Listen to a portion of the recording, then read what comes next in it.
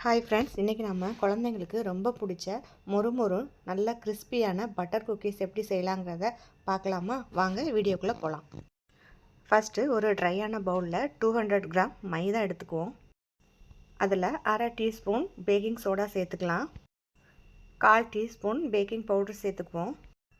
இப்போ இது எல்லாத்தையுமே நல்லா சளிச்சதுக்கப்புறமா ஒரு ஸ்பேச்சுலா வச்சு எல்லாத்தையும் நல்லா கலந்து விட்டுக்கலாம். அடுத்து 130 கிராம் ப்ரௌன் சுகர் எடுத்துக்குவோம்.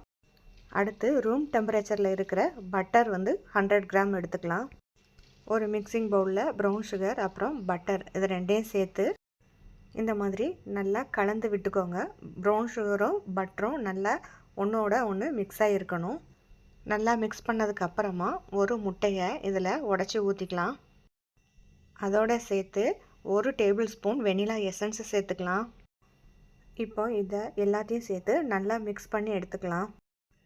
இப்போ பார்த்திங்கன்னா ப்ரௌன் சுகர் நல்லா கரைஞ்சி மிக்ஸ் ஆகி நல்லா லிக்யூட் மாதிரி வந்துடும். நம்ம இந்த இதுக்கு தண்ணி எதுவுமே சேர்க்க தேவையில்லை. பாருங்கள் எவ்வளோ அழகாக சூப்பராக மிக்ஸ் ஆகி வந்திருக்கு. இப்போ இந்த மிக்சரை அப்படியே நம்ம மைதா மாவில் சேர்த்துக்கலாம். எல்லாத்தையும் சேர்த்ததுக்கப்புறமா ஃபஸ்ட்டு நல்லா ஸ்பேச்சுலாவை வச்சு இந்த மாதிரி நல்லா கலந்து விடுங்க.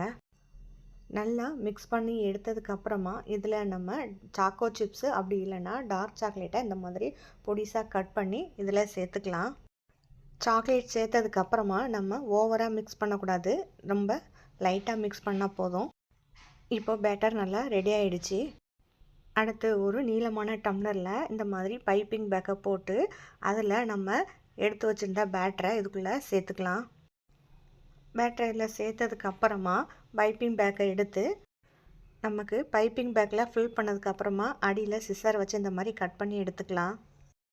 அடுத்து ஒரு ட்ரேயில் பட்டர் ஷீட் போட்டு இந்த மாதிரி நம்ம பிழிஞ்சு எடுத்துக்கலாம். இந்த மாதிரியும் நீங்கள் ஃபில் பண்ணிக்கலாம். அப்படி இல்லை அப்படின்னு குட்டி குட்டியாக பால் ஷேப்பை எடுத்து ஒரு பிளேட்டில் இந்த மாதிரி வச்சு ஸ்பூனை வச்சு அமுக்கி விட்டிங்கன்னா ரவுண்ட் ஷேப்பில் வரும். இந்த மாதிரியும் நீங்கள் பண்ணிக்கலாம். இல்லை குக்கீஸ் கட்டரை வச்சு உங்கள் ஷேப்புக்கு நல்லா திரட்டி அதுலேயும் நம்ம ஷேப்பாக எடுத்துக்கலாம். இந்த குக்கீஸை 170 டிகிரி செல்சியஸில் 10 நிமிஷம் ப்ரீஹீட் பண்ணிவிட்டு அதே 170 டிகிரி செல்சியஸில் 10 நிமிஷம் பேக் பண்ணி எடுத்தோம்னா சூப்பரான நல்ல மொறுன்னு நல்ல டேஸ்டான பட்டர் குக்கீஸ் வீட்டிலே ரெடிங்க. இதே மாதிரி அளவுகளோடு நீங்களும் வீட்டில் உங்கள் குழந்தைங்களுக்கு செஞ்சு கொடுத்தீங்கன்னா குழந்தைங்க நல்லா விரும்பி சாப்பிடுவாங்க.